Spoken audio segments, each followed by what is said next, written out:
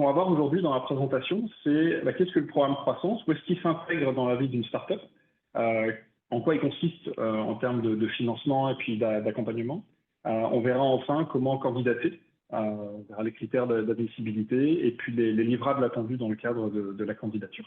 Je propose de faire la présentation. Si vous avez des questions, mettez votre nom dans le chat.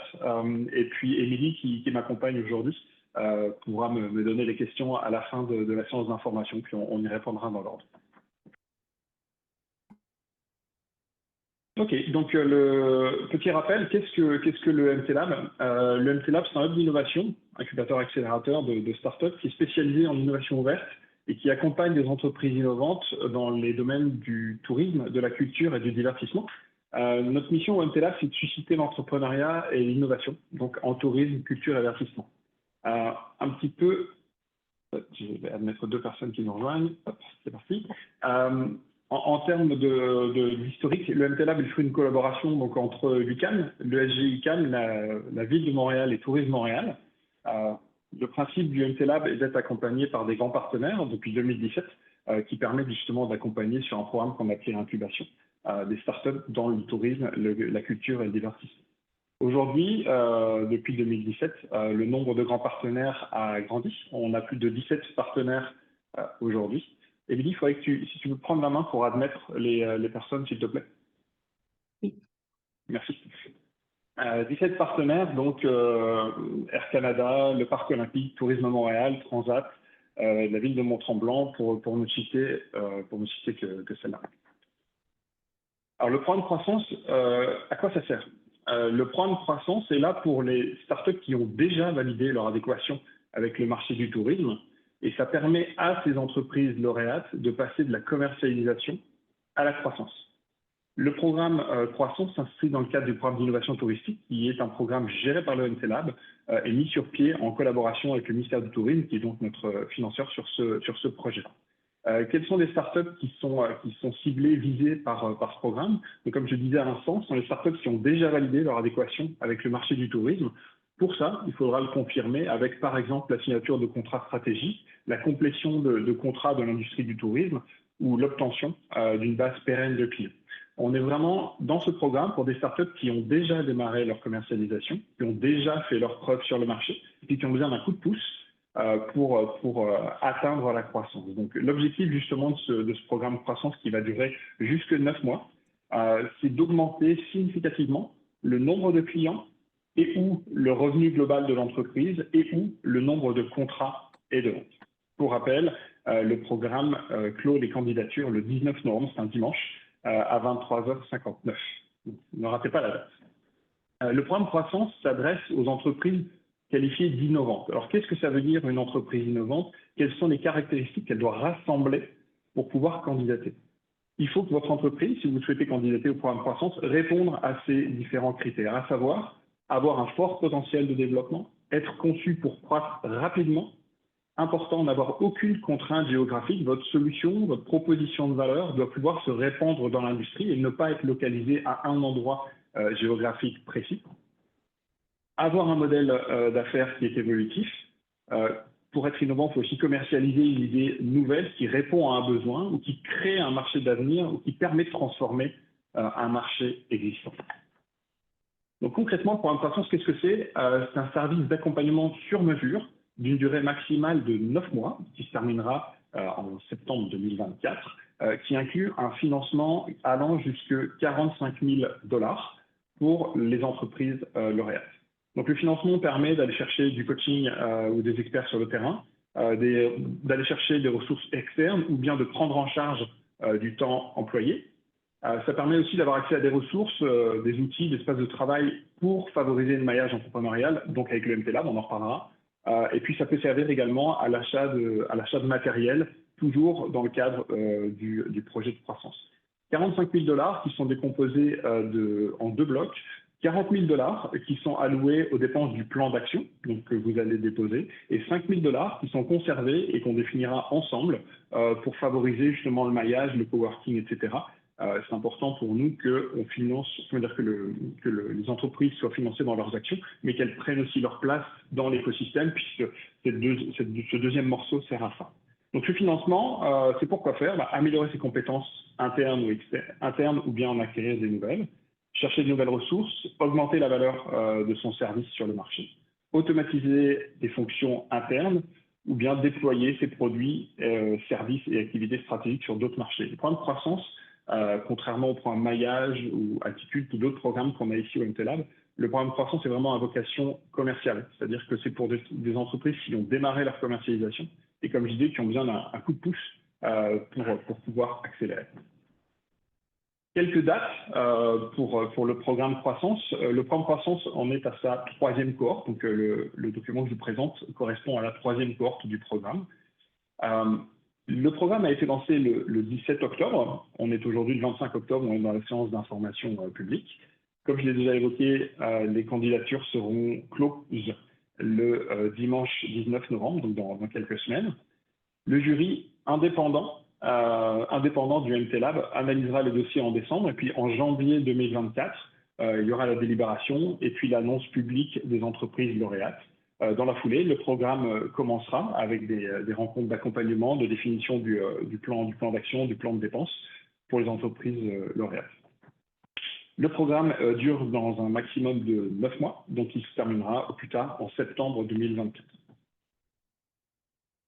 Est-ce que notre entreprise est déjà en adéquation de marché? Est-ce qu'elle est prête à passer à la croissance? Alors, pour déposer un projet, il faut remplir un formulaire d'application en ligne. Vous trouverez le lien dans le document puis sur le site internet du MTLab. C'est un formulaire très simple de type Google Form. Donc, vous ne serez pas forcément, vous ne serez pas dépaysé, c'est un formulaire assez simple. Il faut fournir dans le cadre de ce formulaire des livrables qu'on va voir juste après. Donc, rappel une nouvelle fois, les candidatures sont ouvertes jusqu'au 19 novembre 2023 à 23h59.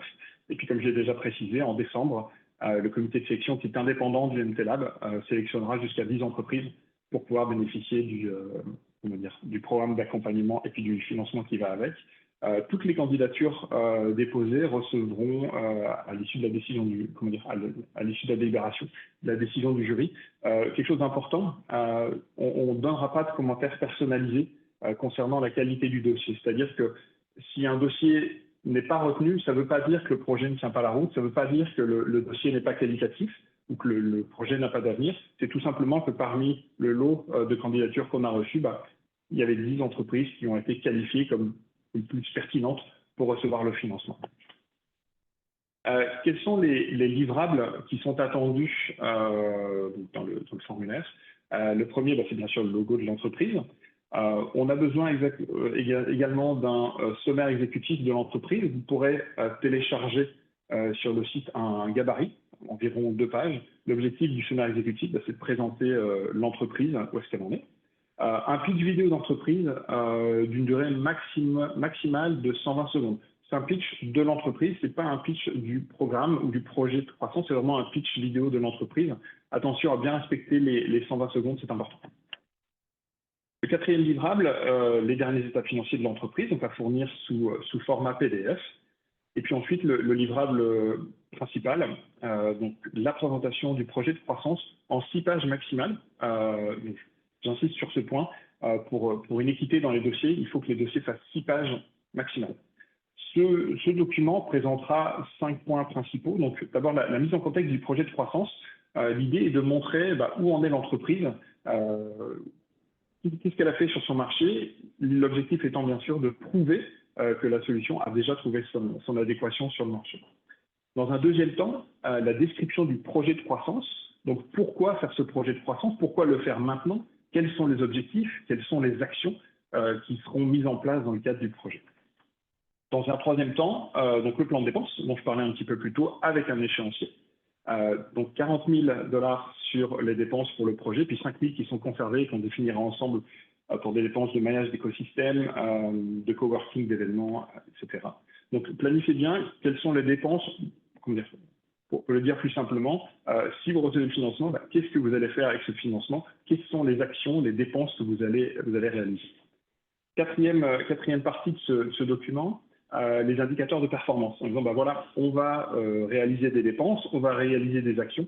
Voilà sur quels indicateurs on va pouvoir mesurer l'avancement de l'entreprise dans sa croissance. Ça peut être un nombre de contrats, un nombre de clients, et puis aux besoins selon le type d'entreprise, d'autres éléments, d'autres indicateurs. Enfin, si besoin, d'autres informations. Donc, des besoins d'accompagnement que vous auriez, des éléments particuliers, des informations sur le marché qui permettraient au jury indépendant de mieux comprendre puis de mieux cerner votre problématique, puis en quoi votre projet de croissance prend du sens. Donc, important de bien respecter le nombre de pages, à savoir 6 maximal. Quels sont les critères d'admissibilité? Il faut être légalement constitué au Québec, être enregistré au registre des entreprises du Québec. Il faut avoir son siège social au Québec, la majorité de ses employés qui travaillent à partir du Québec, c'est important. Il faut bien sûr posséder les droits d'utilisation de la propriété intellectuelle de son produit, de son service, lorsque c'est applicable. Comme je l'ai précisé plus tôt, être en phase de commercialisation, donc il faudra faire les preuves de ça, et être prêt à débuter sa phase de croissance. Un élément important, donc comme j'expliquais plus tôt, le programme croissance en est à sa 3e cohorte. On a d'autres programmes qui sont financés par le ministère du Tourisme. Donc il y a eu les bourses Excellence RH et Incubé, il y a des appels à solutions, appels à défis, les anciennes cohortes du programme croissance, le programme de financement de projet, le camp découverte. Donc ce qui est important, c'est qu'une entreprise ne peut pas être financée à nouveau pour un projet similaire déjà financé. Donc c'est un point important. Vous ne pouvez pas refinancer quelque chose qui a déjà été financé par le ministère. En termes de formes juridiques, toutes les entreprises, toutes les formes juridiques sont admissibles. Les dépenses qui ne sont pas éligibles maintenant, toutes les dépenses qui sont réalisées avant le lancement officiel du programme croissance, toutes les dépenses qui ne sont pas orientées dans le cadre du plan de croissance et puis qu'on aura signé ensemble dans un document, une feuille de route, puis un plan d'action. Et puis bien sûr, toutes les dépenses qui ne sont pas orientées à l'atteinte de l'objectif du plan de croissance. Pour faire simple, le financement doit servir à réaliser des actions qui permettent d'atteindre la croissance et qui permettent d'atteindre des objectifs qui seront clairement définis dans la candidature et puis dans les documents de suivi qui seront mis en place si vous êtes sélectionné. Alors sur quels critères le jury indépendant du MTLab va analyser les dossiers? Ils sont 7. Le premier critère, c'est une réponse adéquate à une ou plusieurs des 4 thématiques prioritaires de l'industrie touristique. Donc ces 4 thématiques prioritaires ont été définies par le ministère. Il faut que, pour avoir une chance d'être sélectionné dans ce programme, répondre à une ou plusieurs de ces 4 thématiques. Donc les thématiques sont améliorer la productivité, la compétitivité ou l'efficacité des entreprises touristiques, contrer la pénurie de main-d'œuvre, réduire l'empreinte environnementale de l'activité touristique et puis favoriser le virage numérique des entreprises touristiques. Donc vous pouvez il faut répondre à un ou plusieurs de ces thématiques prioritaires.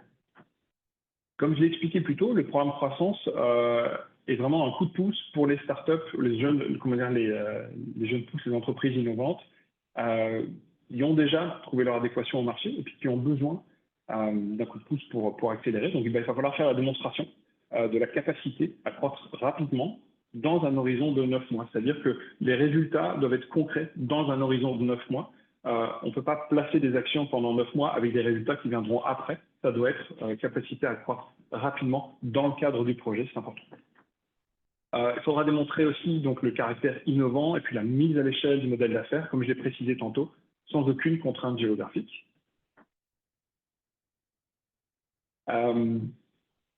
Démontrer donc l'adéquation au marché, la pertinence de l'innovation pour l'industrie touristique québécoise. Dans le document du projet de croissance, donc montrer également le besoin de croissance, montrer pourquoi la croissance maintenant, et puis montrer que le succès de cette croissance profitera à l'écosystème d'innovation touristique québécois. Avant-dernier point, la démonstration que l'accompagnement vise à augmenter la productivité, c'est quelque chose qui est attendu. Et enfin, donc, dernier critère, tout simplement que les documents, les explications, les besoins d'accompagnement, le plan de dépenses, les indicateurs, etc., soient pertinents et qu'ils soient présentés de manière très claire. Ça en est fini pour moi. Je pense que j'ai été complet, peut-être un peu rapide. Vous avez mes coordonnées ici sur le bas de la page, donc mathias@mtlab.ca. Je vous remercie pour votre attention et puis je vais pouvoir prendre les questions maintenant. Oui, Mathias, dans le fond, dans le chat, on a eu la question, est-ce que les projets de croissance déjà entamés peuvent être admissibles? Donc, un projet qui arrime la croissance spécifiquement, mais qui serait déjà entamé. Le programme de croissance doit être dans le cadre défini, c'est-à-dire que vous candidatez pour mettre en place un projet de croissance. Si le projet de croissance a déjà été lancé, je ne suis pas sûr que ce serait pertinent, ou à défaut, il faut montrer que le financement que vous allez recevoir permettra d'accélérer. Ce qui est important, c'est que le financement, donc 45 000 $ en l'occurrence, doit être autonome. C'est-à-dire qu'il ne faut pas avoir un deuxième financement qui permettrait de combler, parce que si vous perdez un financement, le projet devient caduque puis ne pourra pas aboutir. Donc il faut vraiment considérer que le programme croissance, c'est un programme qu'on dépose maintenant. On utilise le financement pour réaliser des actions et atteindre des objectifs. J'espère que je réponds à la question. Sinon, on avait aussi, est-ce qu'il y avait des conditions pour le fonds de dépenses fourni par la MTLab, donc remboursement d'un prêt, par exemple, qui pourrait y avoir, ou c'est seulement les dépenses assignées au projet qui sont admissibles? Alors, ouais, merci pour la question. Le financement doit servir à réaliser des actions. Le scope est assez large, c'est-à-dire que globalement, la majorité des dépenses sont admissibles dans le cadre d'actions pour la croissance. Donc le financement ou le remboursement d'un prêt, je ne pense pas que ce serait possible. Parfait. Puis, on a aussi la question, si on a testé le marché puis on a validé le marché pendant un certain nombre d'années, mais que le produit ou service a commencé à être commercialisé récemment, est-ce que croissance pourrait être une option? Oui, alors quand on parle de validation de marché, on parle donc d'adéquation de marché. Vous devez prouver que votre solution a trouvé sa place. C'est-à-dire que vous avez des clients, vous avez des contrats, des partenaires, etc., avec lesquels vous avez des réalisations commerciales. Donc, peu importe l'historique, il faut juste que vous puissiez prouver que votre solution aujourd'hui est intégrée dans l'industrie touristique et que le financement vous permettra d'aller plus loin, d'aller chercher la croissance. Peu importe le délai entre la création de l'entreprise, etc., il faut juste montrer que la solution est disponible sur le marché, qu'elle intéresse des clients et puis que ce financement permettra d'aller plus loin. On avait aussi des exemples de projets qui ont été appuyés dans le passé, mais quand vous allez sur le site Internet au bas complètement de la page de la page web Programme Croissance, vous voyez les entreprises qui ont suivi ce programme-là. Donc, ça peut vous donner une idée d'où elles en sont en ce moment. Puis, on avait aussi la question… Oui, pour compléter. Oui, pardon, pour compléter, Émilie, en fait, le programme croissance en sera à sa 3e cohorte. Donc, il y a 6 projets de croissance qui ont été accompagnés sur la première cohorte, 10 sur la deuxième, puis on sera aussi à 10. Les projets sont confidentiels, donc on ne pourra pas les présenter. Par contre, les startups qui ont été accompagnées sont disponibles sur le site internet et puis dans les réseaux sociaux. Si vous allez fouiller un petit peu dans nos publications, vous pourrez retrouver les lauréats des années précédentes. Puis, au niveau des dépenses, est-ce que celles-ci peuvent contenir les honoraires professionnels et les salaires? Oui, alors ça peut contenir des honoraires professionnels et des salaires, ce qu'on a appelé plutôt du temps employé. Il faut juste que ce temps employé ou ces honoraires professionnels soient dans le cadre d'actions précises définies dans votre plan d'action qui est avec l'objectif de croissance. Donc, vous pouvez, par exemple, allouer une ressource d'une personne sur un développement technique, du développement d'affaires, etc., sous réserve que ce soit votre projet de croissance puis que ce soit vos actions. Donc, la réponse est oui. Okay. Sinon, dernière question dans le chat, combien d'entreprises ont été impliquées en moyenne lors des précédents appels de projet? Alors, je ne pourrais pas vous le dire. Je peux pas le dire malheureusement, mais je peux dire que c'est un projet qui suscite beaucoup d'intérêt parce que c'est un financement qui est important et puis qui permet vraiment de réaliser des actions assez larges. Mais je vous invite tout simplement à candidater et puis à tenter votre chance. Encore une fois, si vous êtes retenu, tant mieux. Et puis si vous n'êtes pas retenu, ça ne veut pas dire que votre projet ne tient pas la route ou n'a pas d'avenir. C'est simplement que parmi le nombre de candidats qu'on aura reçus, d'autres ont tout simplement été jugés plus pertinents par le comité de sélection indépendant. D'autres questions? Du côté du chat. Pas d'autres questions? C'est complet. Ok, super. Je vous remercie pour votre attention. Je vous invite à consulter donc le site internet, puis vous pourrez retrouver la vidéo, tous ces documents de présentation. Je reste disponible par courriel pour répondre à vos différentes questions. Pour faire simple, définissez un beau projet de croissance pertinent pour votre entreprise, montrez que le financement va avoir un impact concret dans les 9 mois et montrez sur quels indicateurs on va pouvoir évaluer votre succès. Voilà, je vous remercie. Je vous souhaite une excellente journée et puis on se reparle bientôt si besoin.